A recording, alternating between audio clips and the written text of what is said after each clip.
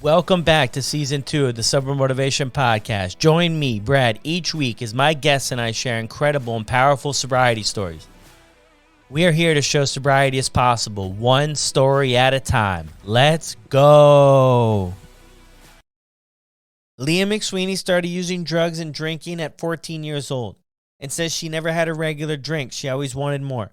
After many treatment center stays and attempts at recovery meetings, she could not stay sober. Leah launched her fashion brand, Married to the Mob, and it was a hit. She was also on the show, The Real Housewives of New York City, and her struggle with alcohol was broadcasted on national television. Leah knew the show could not go on and decided to get completely sober. And this is her story on the Sober Motivation Podcast. At Sober Buddy, we have a massive update for all of our fans. We all know how important connection and community is when it comes to staying sober. So we have added in a new Sober Buddy community feature to the app that includes private community groups, news feed, direct messages, personal profiles, and maybe my favorite, daily hosted topic-centered live groups right in the Sober Buddy app, hosted by Sober Buddy team members. You can catch me on the app Monday, Wednesday, and Friday. Download it today. You're going to love these new features. Guess I'm drinking more than most, at least that's what she told me. I started reaching for it anytime I was anxious or lonely. These days that's all I feel unless I've got one in my hands. And when it's coursing through my veins, it makes me less than what I am. So Lord have mercy on an addicted heart like mine, who could probably do some good if he wasn't drinking all the time. I came across Mike Kinnebrew on Instagram, and this is one of his songs, What's Left of Me, and I just thought it did a really good job explaining what things are like. So I hope you enjoyed it. I loved it. Now let's get to the show. Welcome back to another episode of the Sober Motivation Podcast. Today we have Leah McSweeney on the show with us. You may recognize her from the Real Housewives of New York City. How are you doing today, Leah? I'm great. I'm so happy to be here. I'm so happy to be sober. And I'm just looking forward to doing this. Why don't you start us off in the beginning? What was it like for you growing up?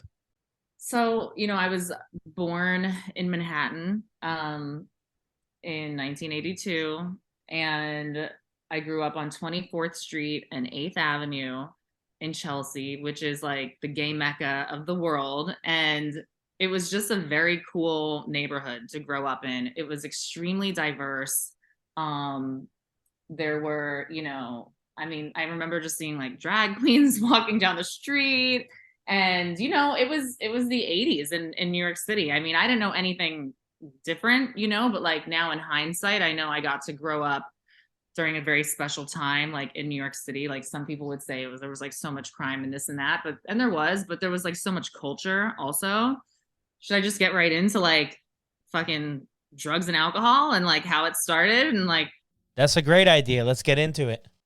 The thing is like, I kind of always, and look, I had like, my parents were, I came from like a pretty happy home. I was not abused. I was not starved. I was not, there was nothing, it wasn't perfect, but it wasn't like horrible, and it's interesting because like, addiction and alcoholism doesn't discriminate. Like you can have a great childhood or like the worst childhood in the world. Like it doesn't make a difference sometimes, like you could have the worst childhood and not end up like smoking meth at age 14. You could like not make those decisions.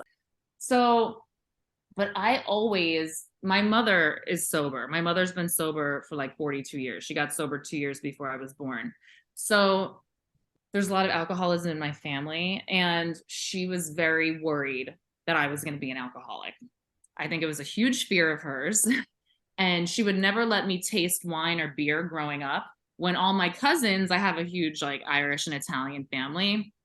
And all my cousins, like I have like 20 cousins or something, they were all allowed to like taste wine and beer and I couldn't. And it drove me fucking crazy. Like it made me want the wine and beer so badly that when I made my first communion, I was chugging the wine and wouldn't let go of the cup that the priest was holding, you know, and he was like prying it out of my hand. So I really think that like, even like as like a young teenager, like as a even like 12-year-old, like before I was doing drugs and drinking, I was kind of like, you know what? I want to try acid.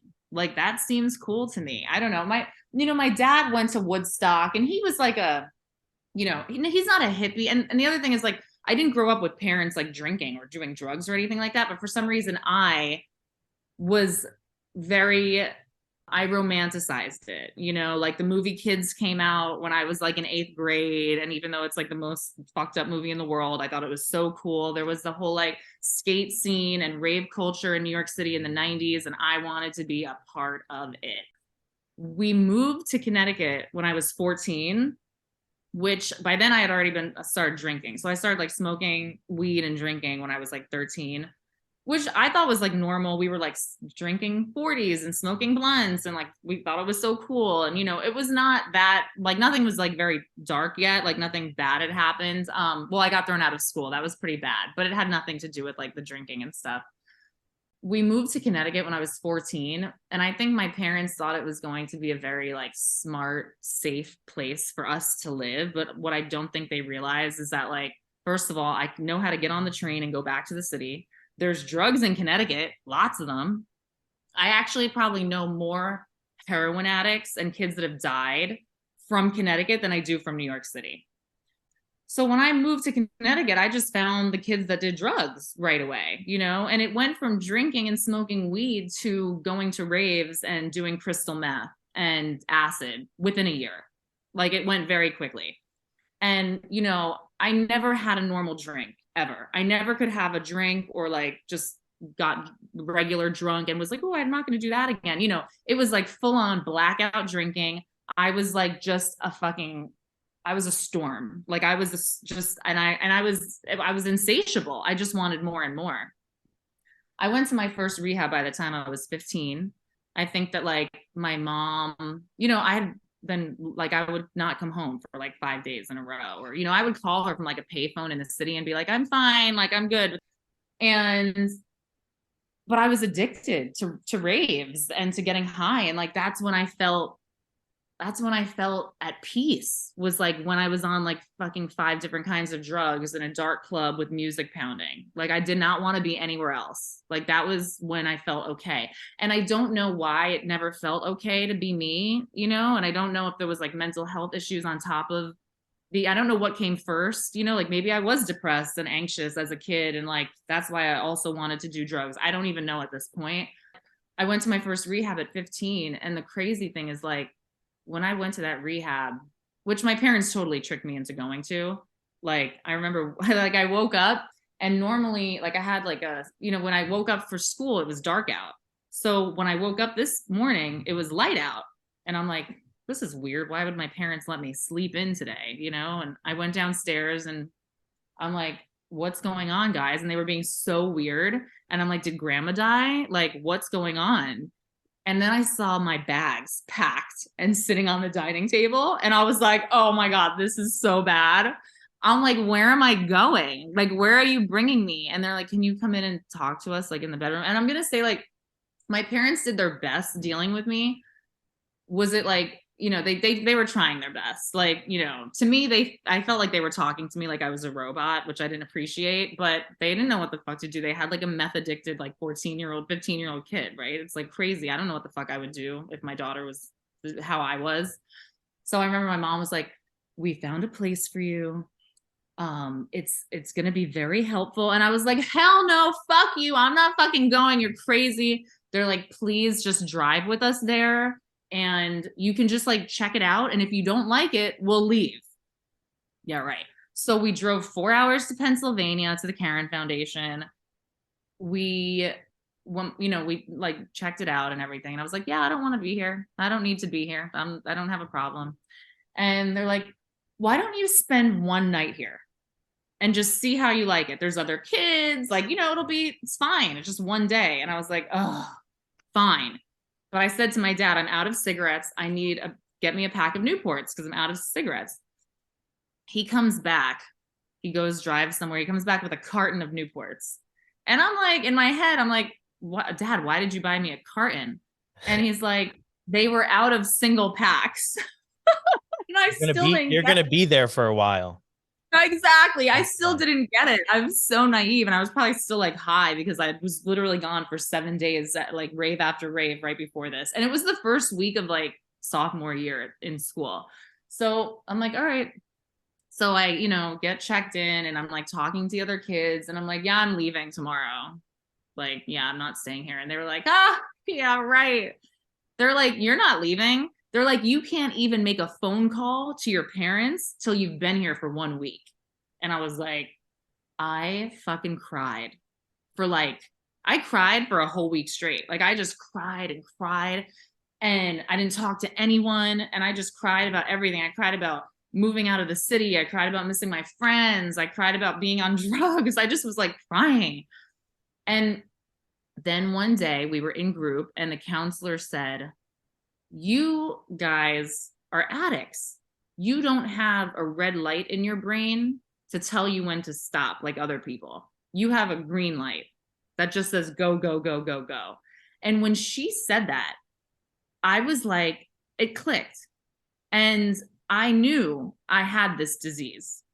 It didn't stop me from doing drugs and drinking for the next fucking decade and more than decade, Yeah. But I knew, and I also always was like pretty spiritual. I don't know, like I wasn't like I went to Catholic school and stuff. Now I converted to Judaism, but I was always spiritual. I always believed in God, and like doing drugs, like I always felt like I don't know, it was, hallucinogenics. I felt like I went to other realms and all of that. But like I knew that if I kept doing drugs and drinking, I wasn't going to be on the path that the universe really had. I wouldn't be able to like feel the flow of where I was supposed to go and what my life was supposed to be. But I couldn't stop. That rehab, was just one of many. I got out. I didn't really stay sober, maybe for a little bit. I went to 12-step programs, and I was 15 years old. Who the fuck really is going to get sober at 15?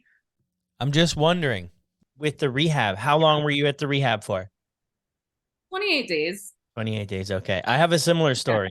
When I was 17, I was out of control, and school, jail, everything.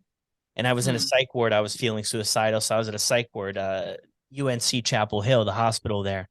And my parents had mentioned to me about going to rehab. I wasn't into drugs at this point, but I was more of like a behavioral thing. It was definitely a red flag. My parents got help, intervention, and everybody, red flag, this is what's coming. So my parents are trying to intervene.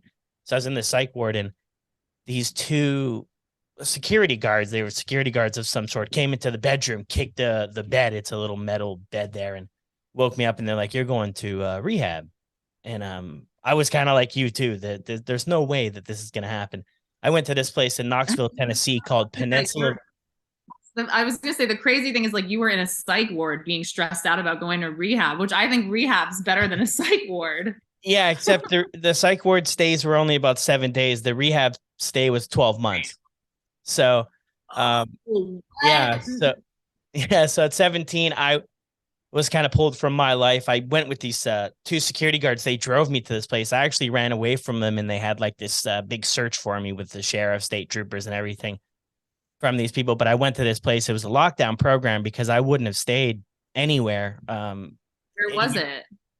This was in Knoxville, Tennessee, Peninsula Village. So it was 3 sides water, Tennessee River. So you couldn't really escape. There was one road kind of out of this place. There was, it was like chicken wire, but hardcore stuff on the windows. And your first like 3 months, you were in a basement of this cafeteria. Then after that, you graduated to an outdoor program, but you had to sit on your bed all day. You couldn't talk. This was like, it was wild. Looking back, it was wild. I don't know if it's legal now. I think Paris Hilton's trying to change those laws about these places. Yes. Yeah. It's not around anymore. I mean, there's so many lawsuits and stuff from the trauma caused. I mean, it did do good for me. I mean, obviously, same as what you're sharing here. Afterwards, I got out and I actually started doing drugs afterwards. So it's an interesting sort of concept, but it did play a purpose. But I had to share a little bit about that story about, picking up. Hardcore. The most I ever stayed at a rehab was 90 days, because then I went back to rehab. I went back like again at 17. I went back again at 18. You know, it was just it was a series of just like everything falling apart constantly. You know, I mean, just like I would get out. I remember I went to the rehab in upstate New York and I was like, okay, I'm going to get off crystal meth because I don't want to look like shit. And that was my big thing. It was just a vanity thing.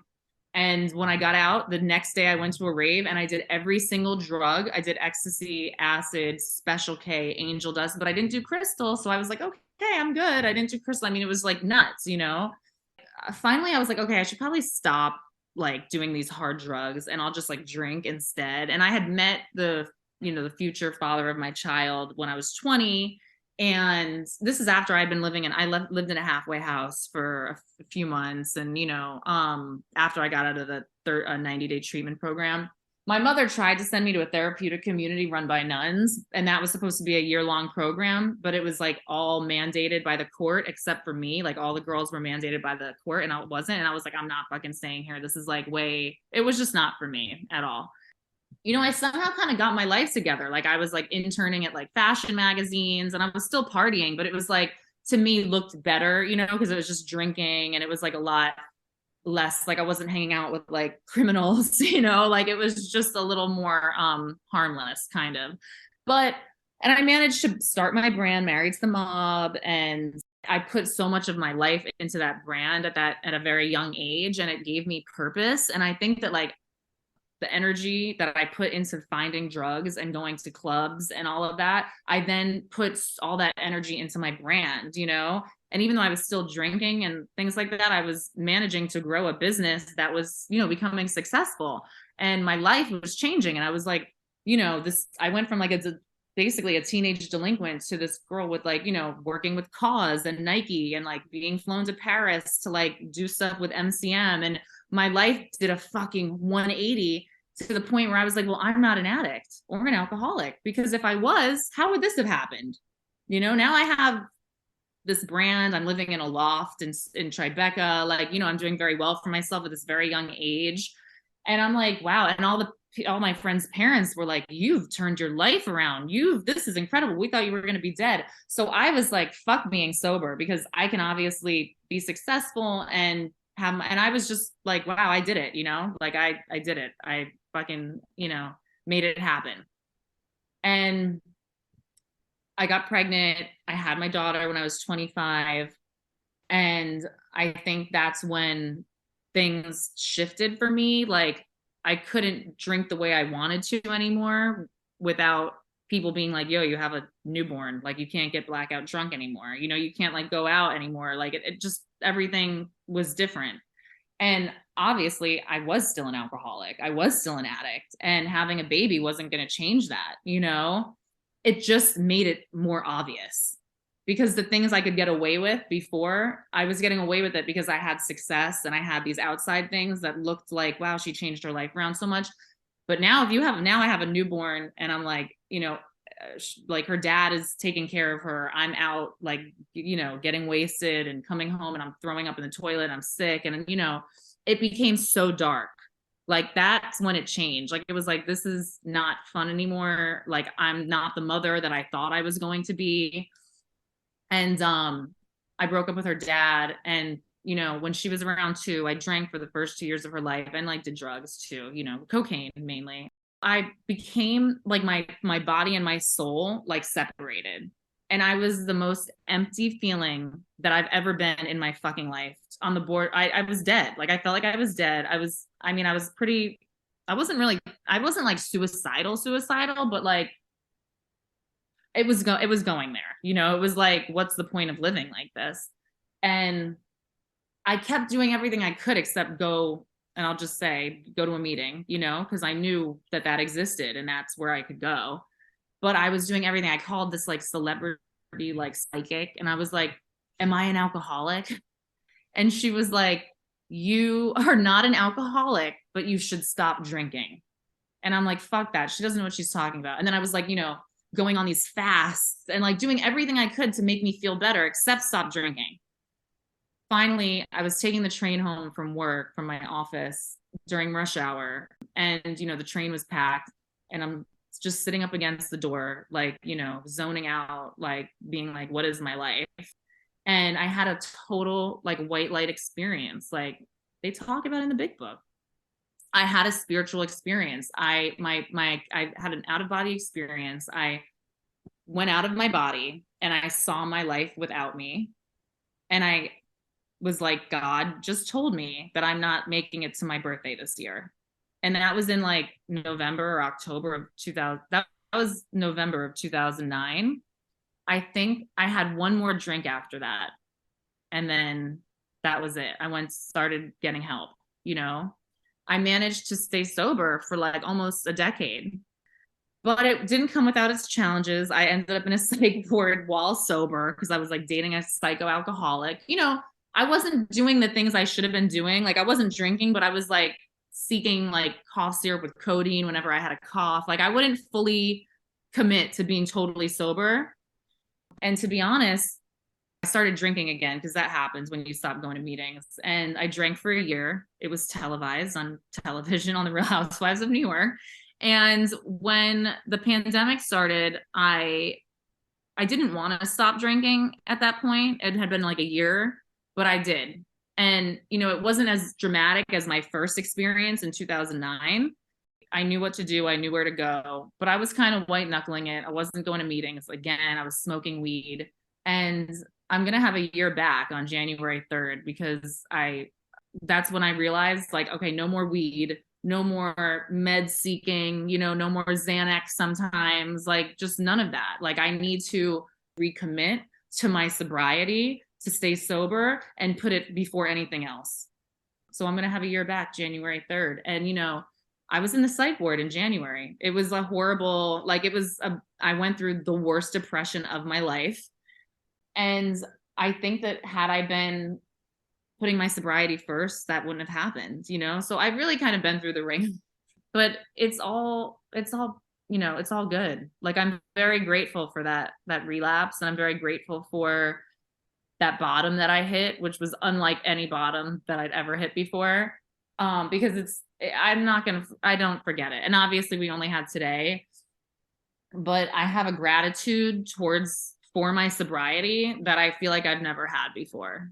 You know, like I could get teary thinking about like I have a year back. I'm so grateful for that year, you know, like by now I would have had 13 years if I had stayed sober, but like I don't even fucking care. You know, I don't care. It's like I had to go through what I had to go through.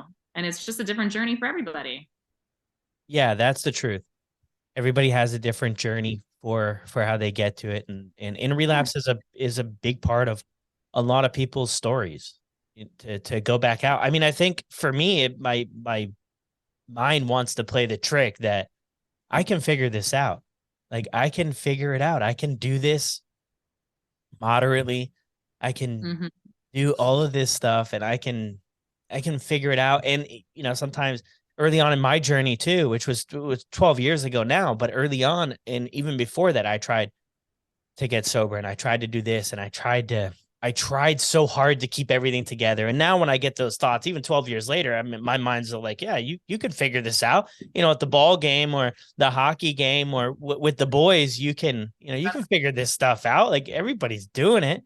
I just remind myself too, that like you tried everything, Brad, you really tried everything to keep this stuff in your life, the cocaine, the drinking, the pills, the heroin, you exhausted all opportunity. And that just keeps me on track. But I love the part where you mentioned about gratitude, because I feel like that's a huge thing, because life still happens in recovery. Stuff still goes on. And to be able to remain grateful, be present for things is like a true skill, I feel, that we learn throughout recovery. It's really hard. And, you know, just like you saying, like you can figure it out. And it's not, I will tell you that before I picked up that drink after almost 10 years of not drinking, the thoughts that went through my mind were, you're not like them. You're different now than you were before. You can definitely do this moderately because you respect yourself now. You respect your life. You have a different perspective. And within like, you know, a few months, I was blackout drinking. I was doing coke when I was drunk. I was, you know, it was a mess so quick that it's like, I proved to myself, like you know, and it's crazy because I'm a very disciplined person. I can be very disciplined with my diet. I can be disciplined with my working out. I can be disciplined with my job, my work, my career, everything. But when it comes to alcohol, it does not matter how hard I try to control my drinking. It is absolutely out of my fucking control. Something goes off and that's it. I can't. Like, it's just, I proved it to myself. I did. Yeah, you mentioned heroin. I tried heroin a couple times because like I wanted to try all drugs. Honestly, I never smoked crack, even though I did want to, but my friend who was smoking crack wouldn't give me any. But I never liked heroin, thank God. I did it a couple times and I was like, oh, I just felt like I wanted to throw up. It was, I hated it. I liked uppers. So, but and it's really scary. All these people are dying of fentanyl. They think that they're buying some coke and they're just doing a little coke with their friends, and then they're fucking dead. I just read in the Wall Street Journal, 3 people died from the same delivery service in New York City. One girl who was only 24, who just became a lawyer, one girl who's a social worker, and one guy who was, I don't know, a business guy. I don't know. It's so sad. It's horrible. Yeah, that definitely is the tragedy that's going on right now, is that it's the poisoning aspect of things. So some people are having a hard time understanding this, that there's a difference between somebody who's struggling with substance use and intends to buy something but gets something else. It would be like buying a steak from the store, but you don't get a steak, you get rat poison in your steak, but you were intending to buy it. And some people are like confused with this idea of like, well, addicts are making a choice, and it's like, no, nobody's making that choice. We are choosing to buy Xanax or cocaine, but not something that's going to kill people. It's interesting though. Yeah. It's really interesting though. I think one of the worst things, I heard this a while back, for somebody who's addicted to gambling, right? The worst thing for them is to win, because when you win, then you get that rush, that idea that just it's only a matter of time before I get it again. And I think one of the worst things for somebody like us who struggles with the drugs and the drinking is that when we can do it and it doesn't end up being a big disaster. That was always a struggle for me, because every time I drank, every time I did drugs, it wasn't this big blowout. Like the next day I'd wake up, everything would be good. I didn't destroy anything. I didn't steal anything, and things were good.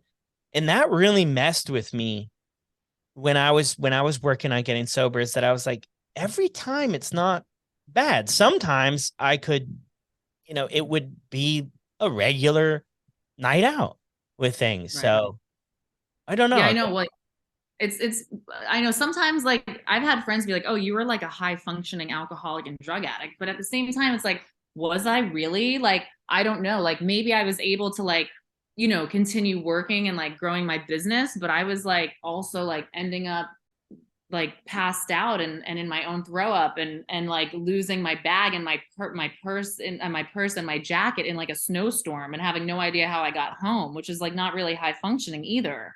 And like, I'm going to push back on you saying that it wasn't a disaster either, because you were like in a fucking jail at age 17. So it's like, It was, yeah. Not every time though. But yeah. Yeah, no, of course not every time for me either, but like, it definitely created constant chaos. Yeah, jail was terrible. The first time I got arrested, I'll share this story really quick. I haven't shared it before here. The first time I got arrested, to basically in North Carolina at 16 years old, you get charged with a felony. You're an adult, so you go to like the big jail downtown and all that fun stuff. God. I was 16 or 17. So I went there, and a couple buddies and we were breaking into garages, and just helping ourselves to stuff. Terrible to do. And so we got arrested for this, obviously. And I was in this cell. It was probably a 10 by 10 cell with this guy. He was probably in his 20s, and he was being charged with, I don't know how the story played out, but for killing somebody in New York. And then he was taking the train system down, trying to get to Florida. This is what the guy told me. I asked him, I was so naive. I never, my future experiences in jail, you never asked that stuff. And this guy was sobbing and on the phone. And I asked this guy, and I thought for sure after that I was going to I was like, my parents bailed me out. I was about like maybe 3 hours in. And my parents bailed me out. And I just was like, my God, I looked up at the sky. I was like, my God, I said, whatever it's going to take. I'm going to change after this. And that was just the beginning. But Sort You of didn't change after that. no, it was only I was 16 or 17 around there. No, I didn't. That was Oh, just right. No, you're so young. Yeah. yeah. That was just the beginning of things. And then I was actually in jail for a year. At another time too. That's when I really changed. That's when I kind of made the changes in my life after. Positive.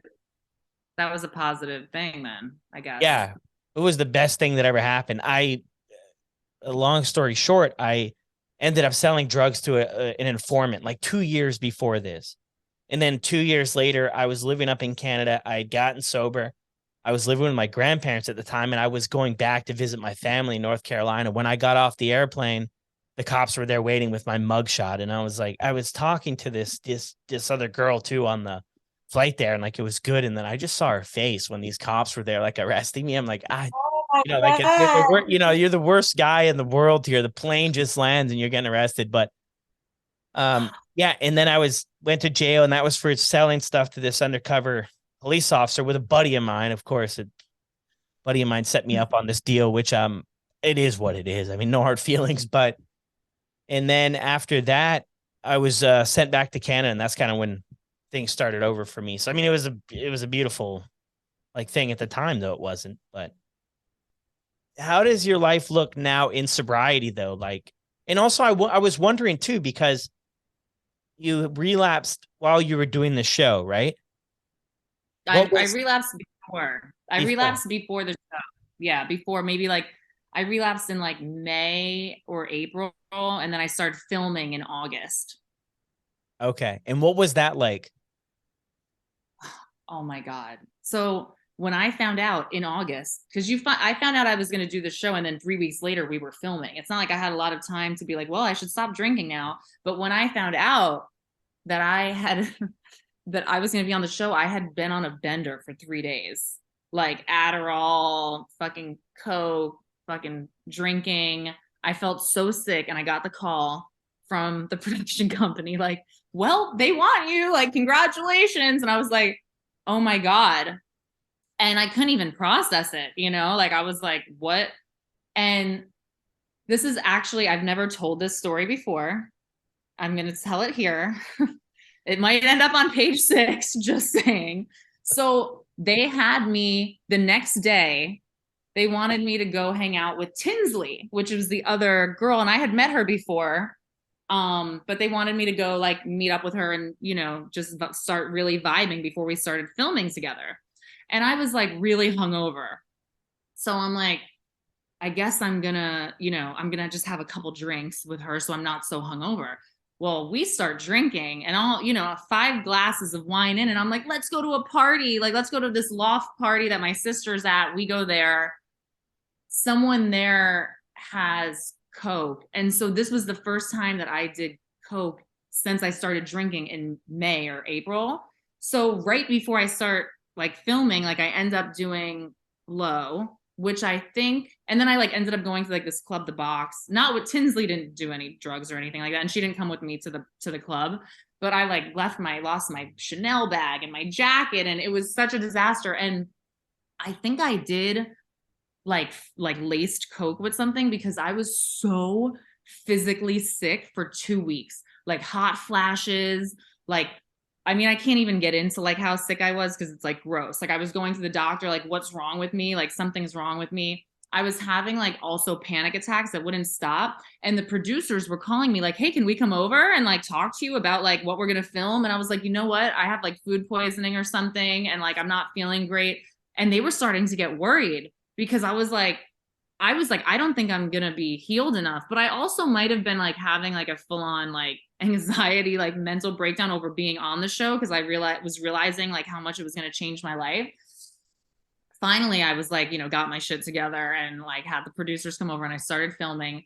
But I knew, I was like, wait, like I just started drinking after a decade of not drinking. I know how I am when I'm drunk. I need to wash my ass because like, how am I going to be on this show and not look like a hot mess? And I was like, I don't want the drinking to be a thing. And of course it's like, I can't hide it. Like I couldn't hide it. Like my mother was pissed at me that I was drinking again. That became a whole issue. Look, I'll say they edited me very nicely.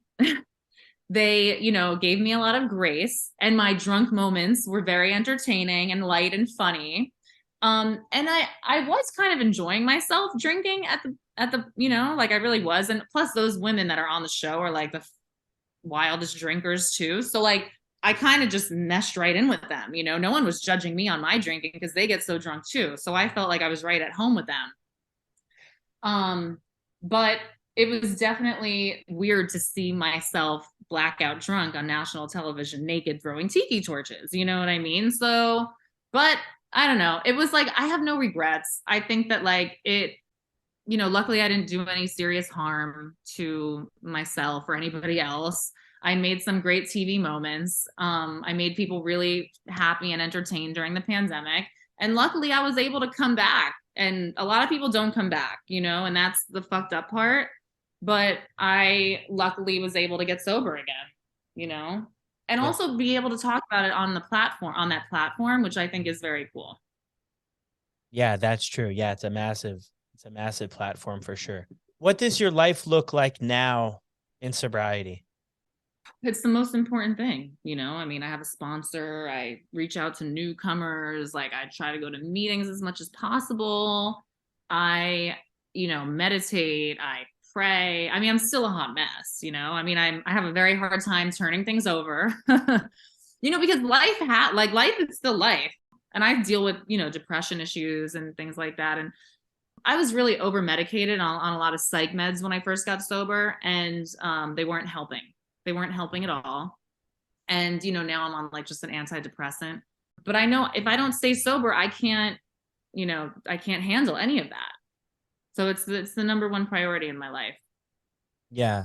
Yeah, I hear you on that for sure. Yeah, I mean, it's definitely for drinking and drugging, it's definitely hard to get any of the mental health stuff figured out, because I feel like there's just too many moving pieces, right? So what advice would you give to somebody if they were struggling to get sober or to stay sober? The holidays are coming up too. Like, I don't know about you, but for me, for a lot of people I know, the holidays, there's a lot of downtime. There's a lot of stress. There's like everything that could trigger somebody will probably Family. come up.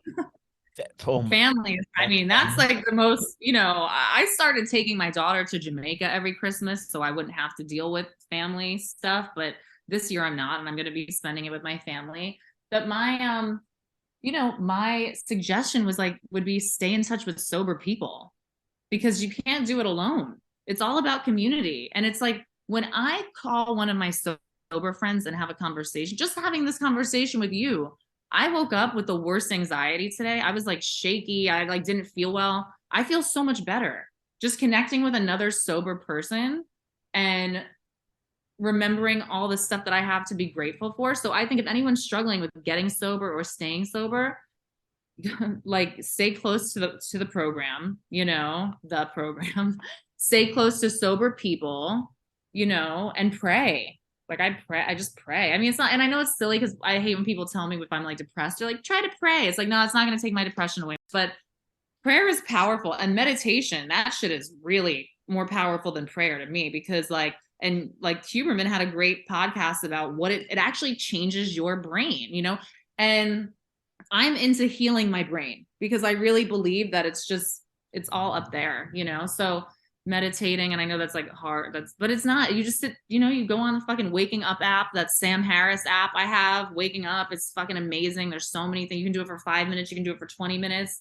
That shit changes your brain. It makes you feel so much better. Yeah, no, I love that. Yeah, no, there's a lot more stuff like research and a lot more evidence, scientific stuff coming out for all of these different things. I feel like, gee, when I first started this journey, and even like way after that, there was no talk of meditation, no talk of breath work, no talk of all these other alternative ways that we can kind of stop ourselves and kind of reset, get back on track. I love that though. The community part is massive.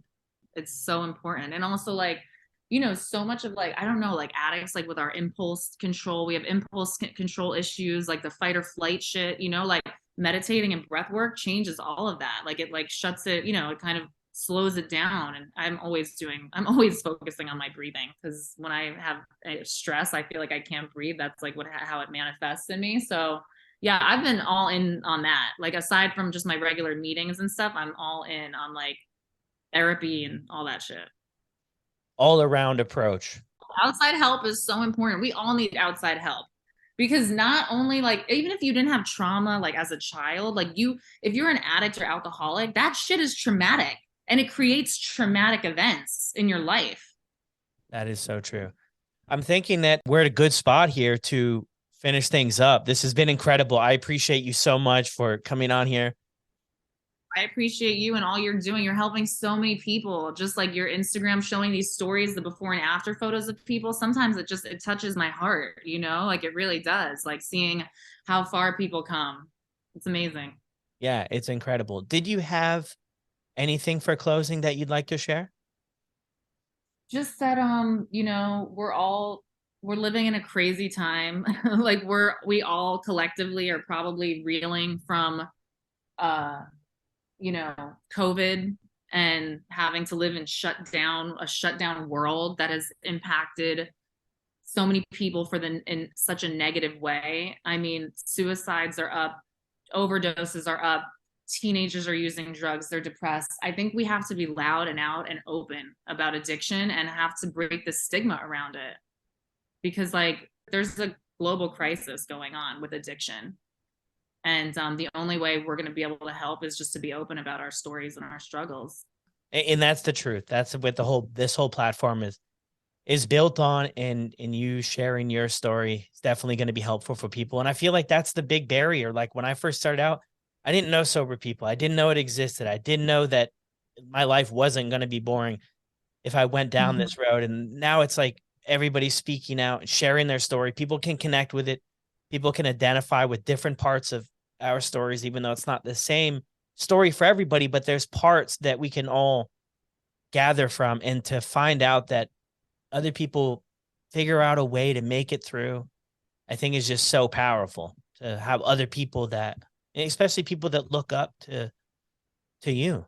It's and on such a grand scale. Like I was talking with another guy yesterday. He was on Think You Can Dance, Dan. And I'm like, I don't know how you guys do this TV thing. I can barely do the podcast thing, and we don't even use the video. And I'm sweating everywhere doing this. Yeah, it's a lot. It's a lot. So, yeah, you guys are incredible. And yeah, keep sharing your story. And I can't thank you enough. Honestly, this has been nothing short of amazing. Thanks so much. So great talking to you. Well, there's another incredible episode in the books. I hope you all enjoyed this episode as much as I did. I had a lot of fun recording this, doing the editing afterwards, and I can't wait for it to be out for everybody to check out. Leah did an incredible job to come on here and be open, honest, and transparent with her story in hopes to crush the stigma. She talks a lot about that, and I can't thank her enough for being a big voice for us out there in the world.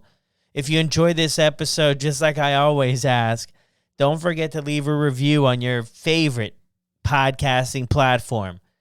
Next episode on the podcast is going to be Frankie Loyal from Mayans. If you've seen it on FX, it's the badass biker show. So stay tuned for that. That'll be dropping this week. But until then, I'm out.